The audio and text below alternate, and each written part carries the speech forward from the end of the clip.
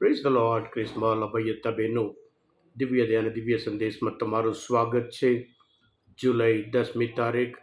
આ સંદેશ હમણાં તમારા સૌ માટે અને તમારા પરિવારજનો વિશે પ્રાર્થના કરું છું. તમારા બાઇબલ લઈ લો, પ્રભુના વચન સાંભળીએ. માત્યુનો ગ્રંથ 10મો અધ્યાય 16થી 23મી કલમ સુધી. ઈસુએ કહ્યું, ખ્યાલ રાખજો, હું તમને વરુઓની વચ્ચે ઘેટાની જેમ મોકલું છું. એટલે સાપના જેવા સાવધ, પારેવા જેવા ભોળા રહેજો. લોકોથી ચેતતા રહેજો, કારણ તેઓ તમને અદાલતને હવાલે કરી દેશે અને પોતાના સભાગૃહોમાં તમને શાબકા મારશે અને મારે ખાતર તમને સુબાઓ અને રાજાઓની આગળ ખડા કરવામાં આવશે, જેથી તમે એમની અને વિધર્મીઓની આગળ મારા ઉપરની શ્રદ્ધાનો એકરાર કરી શકો. પણ તમને ગિરફ્તાર કરે ત્યારે તમારે કેમ બોલવું અને શું બોલવું એની ચિંતા કરશો નહીં, કારણ શું બોલવું તે તમને એ ઘડીએ સુઝાડવામાં આવશે.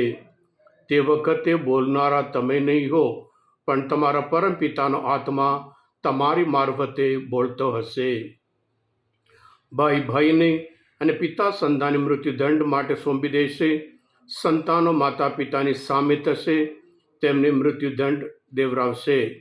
મારા નામને કારણે બધા લોકો તમારો દ્વેષ કરશે, પણ જે કોઈ આખર સુધી ટકી રહેશે તેનો ઉદ્ધાર થશે. એક ગામમાં તમારી સતામણી થાય તો બીજા ગામમાં ભાગી જજો.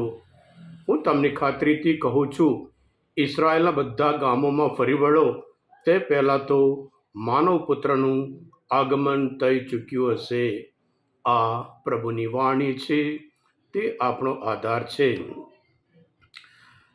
ક્રિસ્મસ ભાઈ બહેનો, પ્રભુ ઈસુ આ પૃથ્વી પર માનવજાતને નવું જીવન આપવા માટે, શાશ્વત જીવન આપવા માટે, ઈશ્વરની રાજ્યની સ્થાપના કરવા માટે, માણસોને સ્વર્ગમાં લઈ જવા માટે આ પૃથ્વી પર આવ્યા હતા. એક નવી ધરતી, નવી દુનિયા બનાવવા માટે પ્રભુ ઈસુ આ પૃથ્વી પર આવ્યા હતા.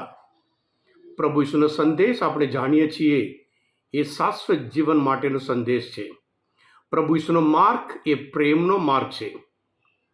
પ્રભુ ઈસુનું લક્ષ્ય એક એક માણસોને શાશ્વત જીવન આપવા માટે છે. જો ઈશ્વરના વચન શાશ્વત જીવન માટે હોય, સુખી જીવન જીવવા માટે હોય, પ્રેમમય જીવન જીવવા માટે હોય, શાંતિમય જીવન જીવવા માટે હોય, તો પછી કેમ આટલો બધો વિરોધ, કેમ આટલી બધી સત્તામણી? પ્રભુ ઈસુના સમયમાં અને આજે પણ આ દુનિયામાં એ જ રહે છે. પ્રભુ ઈસુ એવા મહાન ગુરુ છે, જે થવાનું છે એમને જે થયું એ જ એમના શિષ્યોને પણ થવાનું, એમના પર વિશ્વાસ રાખે છે, એક એકને પણ થવાનું એમ કરીને આગાહી કરી હતી. એ પ્રમાણે આજે પણ થાય છે. ક્રિસ્મસ ભાઈ બહેનો, પ્રભુ ઈસુ એમને શિષ્યોને ચેતવણી આપે છે, મારા નામને કારણે આ બધું કરશે, તમને જેલમાં પૂરશે, સત્તામણી થશે, પણ આખર સુધી ટકી રહેશે, તે શાશ્વત જીવન થશે. પણ ક્રિસ્મસ ભાઈ બહેનો, આનું કારણ શું છે? ખ્રિસ્તી ધર્મના જે સ્કૂલો જોઈએ છે, જે દવાખાનું જોઈએ છે, જે સમાજ સેવા જોઈએ છે, એમનું બધું કાર્ય જોઈએ છે, પણ એમનો ધર્મ જોઈતું નહીં. કારણ પ્રભુ ઈસુનો સંદેશ એ જીવન પરિવર્તન માટેનો છે. એક વ્યક્તિનું જીવન એ પડકાર ફેંકે છે. જીવનમાં હૃદય પલટો કરવા માગે છે. હૃદય પલટો વગર કોઈ શાશ્વત જીવન પ્રાપ્ત કરી શકે જ નહીં. પણ અહંકારી માણસો, અભિમાની માણસો જીવનમાં હૃદય પલટો કરવા માગતા નહીં. જે ઘમંડ છે કે પોતાનું જે છે એમાં જ એ લોકો માની બેઠા છે, એના લીધે પ્રભુ ઈસુના સમયમાં, આજના સમયમાં પણ આપણે બધા જાણીએ છીએ, ખ્રિસ્તીઓ ઉપર, વિશ્વાસીઓ ઉપર કેટલું બધું જુલમ થાય છે, દ્વેષ થાય છે, અનિષ્ટ થાય છે, સત્તામણી થાય છે. પણ ક્રિસ્મસ ભાઈ બહેનો,